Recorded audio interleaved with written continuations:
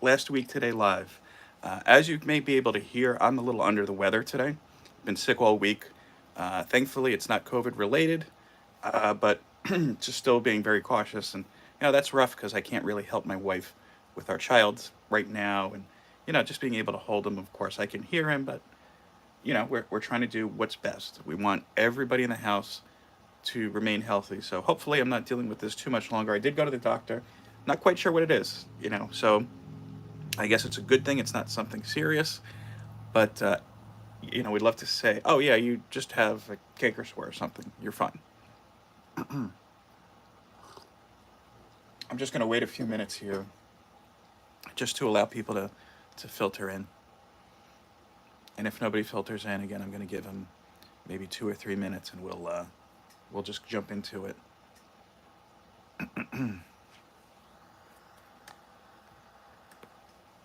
And once again, if you see me going to here or to there, I have YouTube on this camera, Facebook on this camera.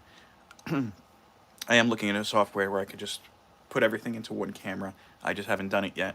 Again, unfortunately, I've been a little under the weather this week, and we had to run around with some different appointments before we figured out I was actually sick.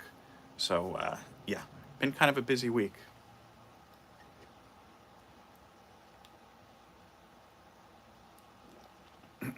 And of course, if this is your first time joining the live stream, go ahead and send me a message. Just go ahead and type. I'll give you a nice little shout out, of course.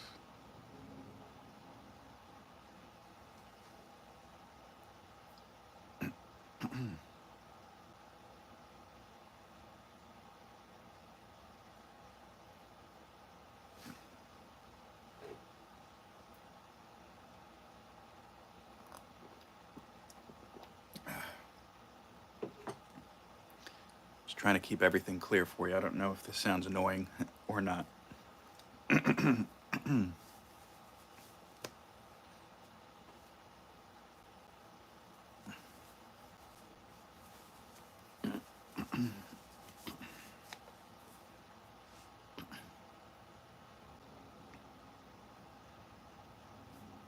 again, too, if this is your first time here and you don't want to miss these in the future, I would suggest setting your notifications, just clicking on the little bell icon for the channel. That's for YouTube, I believe. That way, every time I go live, you know, and you're able to just jump on at your leisure.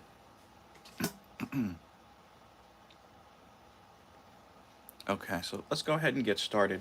As I said, I'm going to try to make it a little bit quicker today, only because I'm feeling a little bit under the weather. But let's talk about some of the news that came out this week regarding comics and art. The first thing I wanted to talk about, the director of the upcoming Moon Knight television series, which premieres later this week. I think actually on Tuesday, if I'm not mistaken. Tuesday or Wednesday. Wednesday, actually. Okay.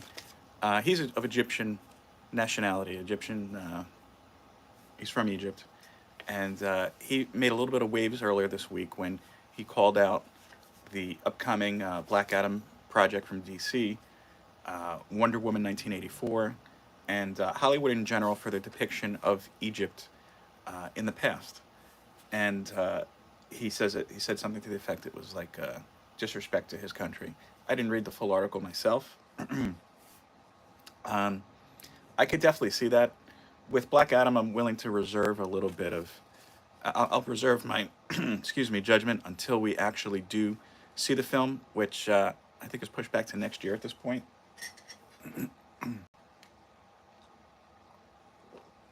I mean, I don't go far. I don't go deep rather with Black Adam. I could tell you, one of the things that I do like about the character. I think the first time I saw him was during the DC Comics series Countdown. I thought it was kind of interesting that you have somebody who's the head of their own country, kind of like Black Panther, I guess, but it's not a friendly country. Kadak is very much, I guess, like Latveria in that sense. So that'll be interesting to see if his comments affect the film at all. I don't think it will, but who knows. Next, Marvel announced that they will be reprinting the Kurt Busiek and George Perez Avengers Omnibus, which has been out of print for quite some time now. It'll be available on October 15th, and will retail for $125. I have not seen any articles that indicate that they're going to be donating any funds to the Hero Initiative, like the JLA Avengers crossover book that just came out. um, I don't know. Seems kind of opportunistic to me, and I would like to see Marvel pony in more for the Hero Initiative. I understand they said that print run was low, not necessarily because Marvel and DC weren't getting along, but just because this is what they could print out in the short amount of time that they had, and what they can afford to print out for a charitable cause. So it'll be interesting to see, I guess, if Marvel has a change of heart and decides to donate those funds towards charity. There was some issues this week on certain titles as far as the print quality with Marvel Comics. People have been telling me that the quality of the cover of the comic, it feels like toilet paper. um, I didn't get any of these comics myself. I didn't go to the store this week.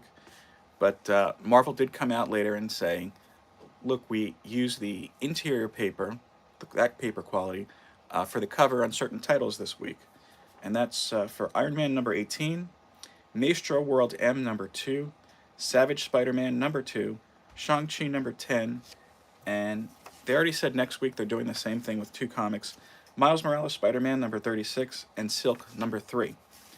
Grab some tea here. Yeah, I don't know what that's about. I don't know if I buy that. I really think it's more of a cost thing, only because I know that DC is printing out cardstock covers. You can get a regular cover, of course, for a little bit less. I can't see why Marvel just can't stay consistent, I guess, with their paper quality. So I don't. Hopefully, this is just a temporary misstep. I've said this before, and I'll say this again. I think that Marvel and DC and maybe even Image have to find the distributor that CVS uses for the receipt paper, because if there's a paper shortage, nobody's told CVS. You see the size of those receipts, come on. Okay, so next I'm going to show you what I read this week. And I didn't read much, but I'll give you my impressions. Excuse me. Again, this is the Geiger 80-page giant. I think this actually came out in January, but I first just got to read it recently here. Last week, I gave a little knock to Noctera saying, look, they really kind of shifted the perspective of the story. And this one does it, this title, Geiger, does it the same way, but in the words of Montel Jordan, this is how you do it. It's better done. It's more of an anthology type of issue, focusing on characters other than Geiger. And there's a great amount of talent to this book. You have Jeff Johns, you have Gary Frank, Brian Hitch, Kelly Jones, Sean Galloway, Peter Tomasi, a lot. And all the stories are pretty good. The one I felt was the weakest was Geiger's actual story on how he came across his dog Barney. But I'm interested to see how they do this going forward. Whereas Noctera kind of has me a little shaky. Again, I don't like the tonal change in that. This one's got me hooked. And these characters that they focus in here, Junkyard Joe, the heads of the different casinos, very interesting. And it's a great way that they went about just kind of fleshing out the world of Geiger. So I'm hoping to see how this leads into the world of Geiger as they continue to expand on it. Next, I read Fantastic Four issues number 38 and 39. I've said it before, I love Dan Slott's work. This is no exception. These are the last 2 Fantastic Four issues I am picking up. Just, there's too much to read.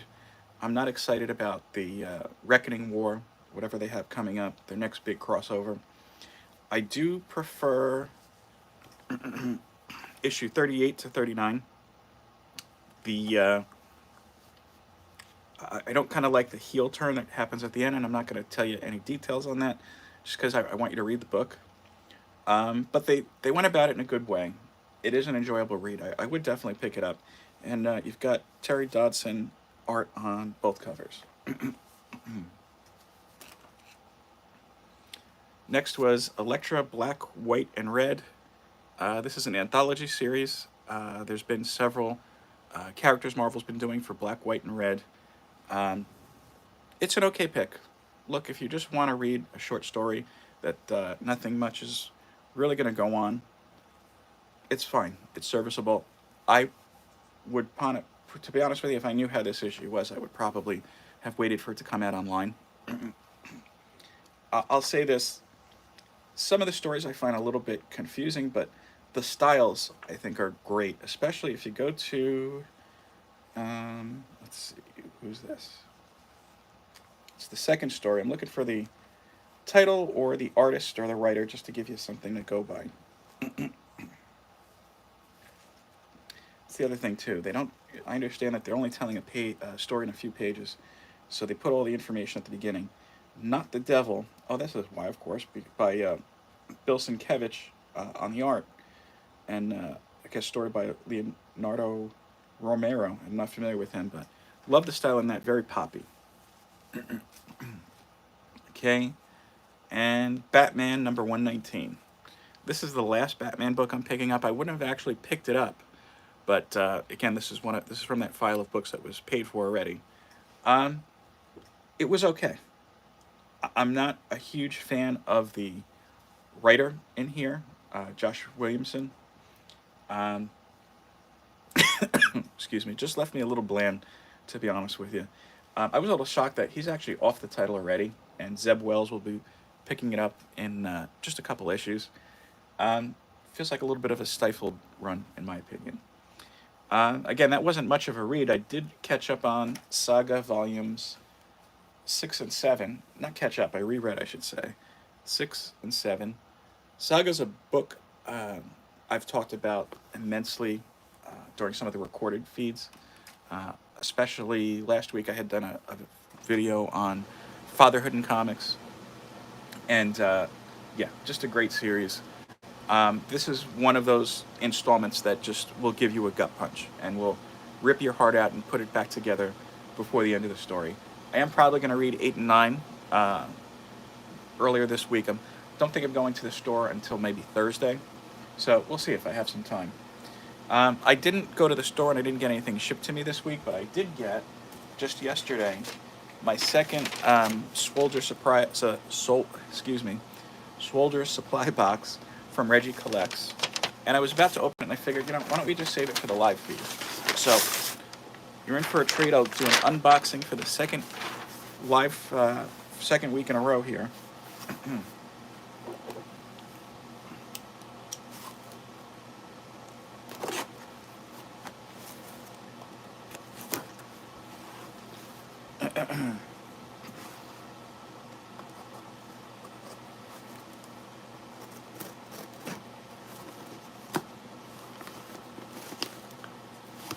Okay.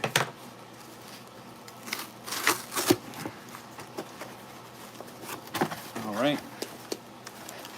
Okay, so let's see what's in this. First, I'm pulling out, it says DVD mounts. I don't know that these could be used for comics as well. A little bit different than the mounts that were in the last box. Interesting, I'd have to research that a bit. Next are a collection of those really good quality bags and boards I showed off last time. Those are, I think, in every box.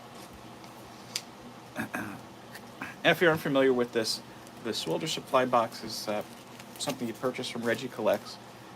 If you know comics, you probably know Reggie Collects. If you don't, you should. Look him up on YouTube. And it's something I think you could buy monthly if you'd like. It's 2 pounds of comic goodies, supplies, comics, and usually prints. Okay, so I'm taking the cardboard, setting that aside for recycling.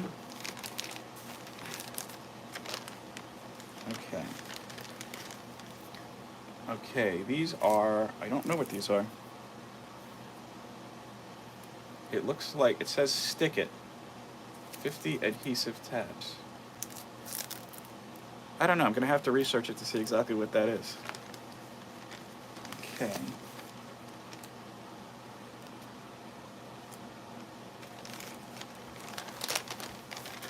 And this card, this is very interesting. Um, this actually was what made me decide to buy the box this week. Hey, Psychedelic, how are you? I'm probably just wrapping up. I'm still feeling a little under the weather. Um, what's really cool is on the back of this, there is a. I'm going to focus this first on YouTube and now on Facebook. This is a way to measure the quality of your paper. And this is really cool. You just hold this up and it'll tell you if your paper is going to rate either white, off-white to white, off-white, or cream to off-white. So that's pretty cool. There is a $15 credit for short boxed. Put that aside, it expires at the end of the month. Is there anything else in here before I toss it? Nope, okay. And again, there's some random comics here. So the first one I actually got in my last Swelter Supply Box. This is Batman number 442. The first Robin. Tim Drake is Robin. That's pretty cool. Oh, there's a Moon Knight print in here. I can't read who the artist is. At slot_8. That's very cool. The Walking Dead number 24.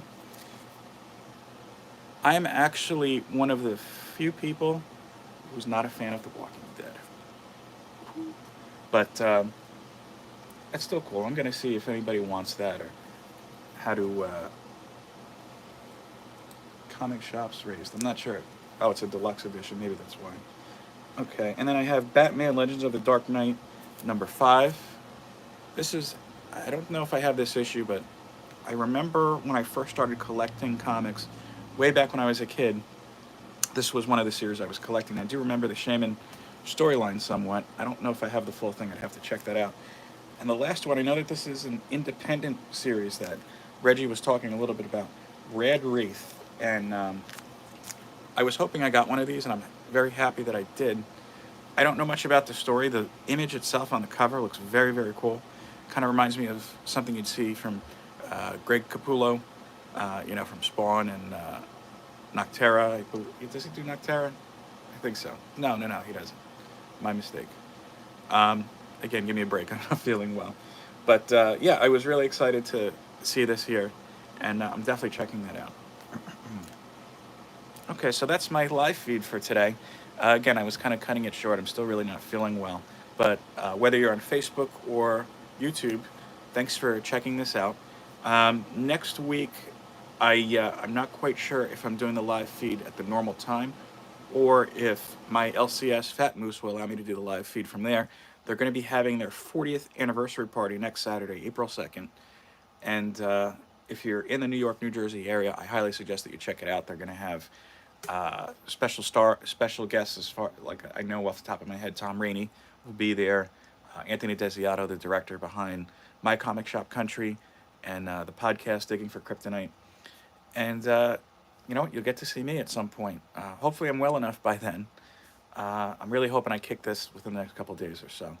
But again, thank you again for checking out this live feed. I do appreciate you doing so. I hope that you enjoy the rest of your day. Peace, love, and comics. Take care.